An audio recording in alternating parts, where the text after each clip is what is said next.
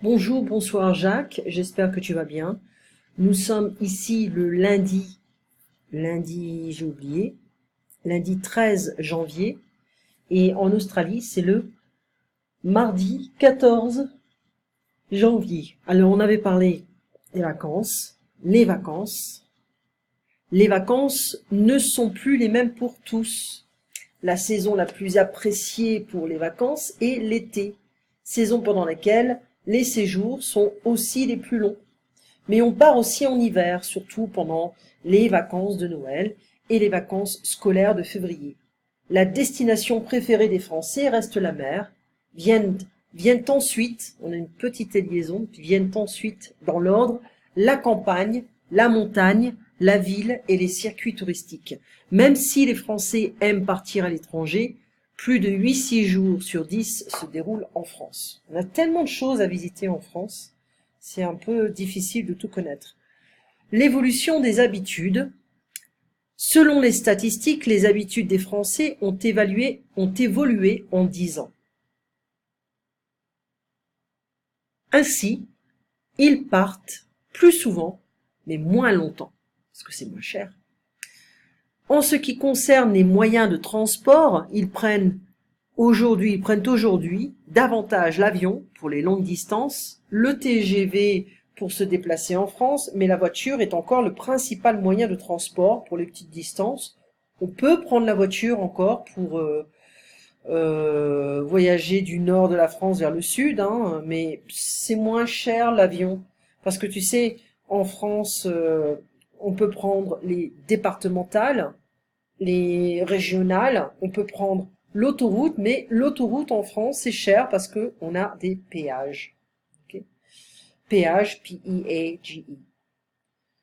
Alors, et le TGV, c'est assez cher, donc je dirais que l'avion, quand même, est moins cher que le TGV. Le TGV pour se déplacer en France, mais la voiture est encore le principal moyen de transport.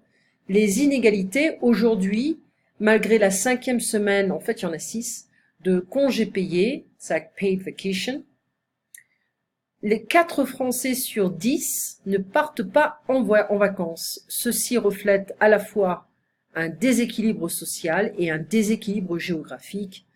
Quand on ne part pas, c'est par manque de moyens économiques, les chômeurs par exemple, ou pour des raisons de santé, les retraités par exemple. Ce sont surtout les habitants des grandes villes, et parmi eux d'abord les Parisiens, qui partent le plus souvent. Les habitants des communes rurales sont, c'est féminin, hein, communes rurales, ES, sont en revanche, par contre, ceux qui partent le moins. Donc les habitants de communes rurales sont en revanche ceux qui partent le moins. Pour les vacances d'été, la mer est la destination préférée des Français. Festival d'Avignon, la culture au soleil, dans le sud. Alors, dans votre pays, partons pour les vacances aux mêmes périodes qu'en France? Non, parce que les saisons sont différentes à différents périodes. Quelle est l'origine des inégalités des départs en vacances, l'inégalité géographique et financière? Pourquoi, à votre avis, les habitants des communes rurales partent-ils moins souvent?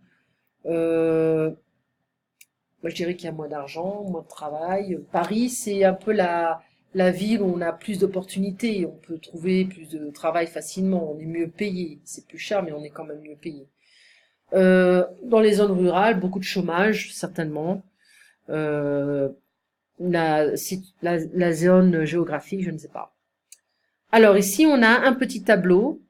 Observez le tableau ci-contre. Pourquoi, à votre avis, la côte méditerranéenne est-elle la plus fréquentée pour les vacanciers? C'est la plage. Il y a beaucoup de choses à faire. On peut louer des bateaux. On peut faire beaucoup de choses. Sud Atlantique. Bon, ça, c'est Bordeaux, tout ça.